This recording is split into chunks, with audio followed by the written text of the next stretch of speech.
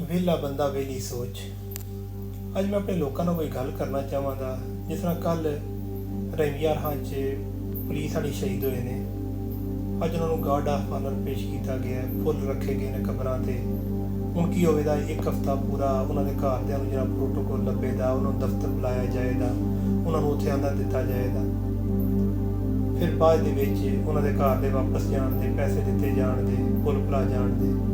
ਜਿਹਦੀ ਸ਼ਾਦੀ ਹੋਈ ਹੈ ਬੇਵਾ ਹੋ ਜਾਂਦੇ, ਜਿਨ੍ਹਾਂ ਦੇ ਮਾਂ ਪਿਓ ਦਾ ਇਕੱਲਾ ਆਸਰਾ ਸੀ, ਉਹ ਵੀ ਜਿਹੜਾ ਵੇ ਆਪਣੀ ਫਿਰ ਜ਼ਿੰਦਗੀ ਜਿਹੜੀ ਹੈ ਬਜ਼ਾਰੋਂ ਮਦਦਗਾਰ ਹੋ ਜਾਣਦੇ।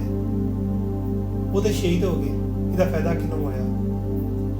ਜਿਹੜੇ ਆਲਾ ਅਫਸਰਾਨ ਨੇ, ਜਿਨ੍ਹਾਂ ਕਰਪਸ਼ਨ ਕੀਤੀ ਹੈ, ਜਿਨ੍ਹਾਂ ਤੇ ਕੇਸਿਸ ਜਾਂਦੇ ਨੇ ਪਏ, ਆਵਾਮ ਦੀ ਨਜ਼ਰ 'ਚ ਆਏ ਨੇ।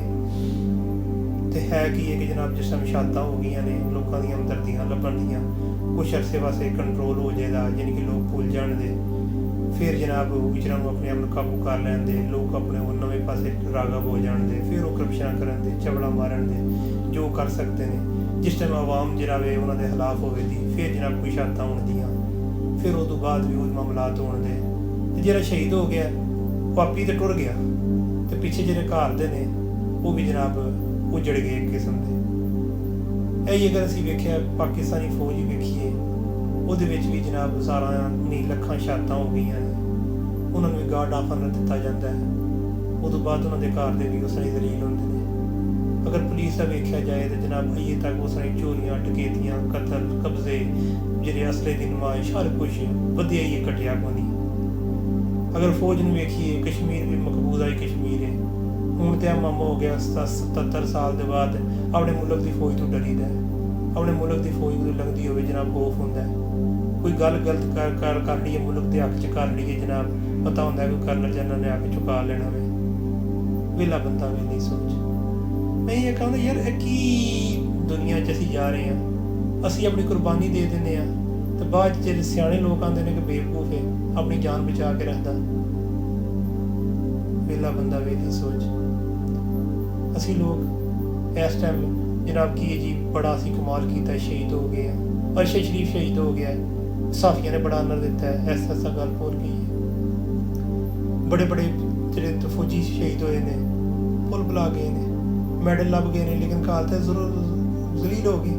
ਕੱਲ ਜਿਹੜੇ ਪੁਲਿਸ ਵਾਲੇ ਸ਼ਹੀਦ ਹੋਏ ਨੇ, ਅਗਰ ਸਟੋਰੀ ਵੇਖੀ ਜਾਏ ਕਿ ਆਂਦੇ ਨੇ ਜੀ ਅੱਜ ਮਾਰ ਦਿੱਤਾ ਸੀ ਜੀ, ਉਹਨਾਂ ਦਾ ਜਿਹੜੇ ਬੰਦੇ ਨੇ ਮਾਰਿਆ। ਅਗਰ ਤੁਸੀਂ ਮਾਰ ਦਿੱਤਾ ਉਹਨੂੰ, ਇੱਕ ਦਿਨ 24 ਘੰਟੇ ਨਹੀਂ ਪੂਰੇ ਹੋਣ ਦਿੱਤੇ, ਤੁਸੀਂ ਪਹਿਲਾਂ ਕਿਉਂ ਨਹੀਂ ਮਾਰਿਆ? ਗੱਲ ਹੈ ਫਿਰ ਕਿ ਵਿਹਲਾ ਬੰਦਾ ਵਿਹਲੀ ਸੋਚ, ਕਿ ਯਾਨੀ ਕਿ ਤੁਹਾਡੇ ਬੰਦੇ ਅੱਗੇ ਹੁੰਦੇ ਨੇ। ਅਗਰ ਤੁਸੀਂ ਡਕੈਤਾਂ ਨੂੰ ਐਡੀ ਜਲਦੀ ਹੈ ਕਿ ਤੁਸੀਂ ਐਡੀ ਜਲਦੀ ਕੋਈ ਰਿਸਪਾਂਸ ਲਿਆ, ਤੇ ਅਗਰ ਤੁਸੀਂ 24 ਘੰਟਿਆਂ 'ਚ ਉਸ ਮੁਤਲਕਾ ਡਕੈਤ ਨੂੰ ਮਾਰ ਹੜਿਆ, ਜਿਹਨੂੰ ਪਤਾ ਸੀ ਹੁਣ ਮੇਰੀ ਹੈਰ ਨਹੀਂ, ਅਗਰ ਉਹਨੇ ਆਪਣੇ ਨੂੰ ਇਤਨਾ ਮਹਿਫੂਜ਼ ਕਰਕੇ ਉਹਨੂੰ ਤੁਸੀਂ ਮਾਰ ਦਿੱਤਾ, ਤੇ ਜਿਹੜੇ ਦੂਜੇ ਡਕੈਤ ਨੇ, ਉਹ ਜਿਹੜੇ ਗੈਰ ਮਹਿਫੂਜ਼ ਨੇ, ਕਾਮ ਹਿਸਾਬ ਨਾਲ ਫੁਰਦੇ, ਉਹਨੂੰ ਤੁਸੀਂ ਕਿਉਂ ਨਹੀਂ ਮਾਰਦੇ? ਗੱਲ ਤੇ ਹੋਈ ਹੈ ਨਾ ਕਿ ਤੁਸੀਂ ਵੀ ਸ਼ਾਮਲ ਹੋ, ਆਲਾ ਅਫਸਰਾਨ ਵਗੈਰਾ। ਵਿਹਲਾ ਬੰਦਾ ਵਿਹਲੀ ਸੋਚ। ਜ਼ਲੀਲ ਕਿਹੜਾ ਹੋਇਆ? ਸਿਪਾਹੀ। ਜ਼ਲੀਲ ਕੋ ਹੋਇਆ ਫੌਜੀ। ਫਾਇਦਾ ਕਿਹਨੂੰ ਹੋਇਆ? ਜਰਨੈਲ ਨੂੰ। ਫਾਇਦਾ ਕਿਹਨੂੰ ਹੋਇਆ? ਕਰਨੈਲ ਨੂੰ। ਫਾਇਦਾ ਕਿਹਨੂੰ ਹੋਇਆ? DPO ਨੂੰ। ਫਾਇਦਾ ਕਿਹਨੂੰ ਹੋਇਆ? IG ਨੂੰ। ਫਾਇਦਾ ਕਿਹਨੂੰ ਹੋਇਆ? DIG ਨੂੰ। ਵਿਹਲਾ ਬੰਦਾ ਵਿਹਲੀ ਸੋਚ। ਆਪਣੀਆਂ ਜ਼ਿੰਦਗੀਆਂ ਵਿੱਚ, ਕਿਉਂਕਿ ਇਸ ਮੁਲਕ ਦੇ ਵਿੱਚ ਅਗਰ ਅਸੀਂ ਆਪਣੇ ਮੁਲਕ ਦੀ ਕੋਈ ਤਰੱਕੀ ਕੀਤੀ ਹੁੰਦੀ ਨਾ, ਪਤਾ ਹੁੰਦਾ ਕਿ ਸਾਡਾ ਮੁਲਕ ਮਹਿਫੂਜ਼ ਹੱਥਾਂ 'ਚ, ਅਸੀਂ ਬੜਾ ਅੱਗੇ ਜਾ ਰਹੇ ਹਾਂ, ਤੇ ਫਿਰ ਵੀ ਸੋਚਦੇ।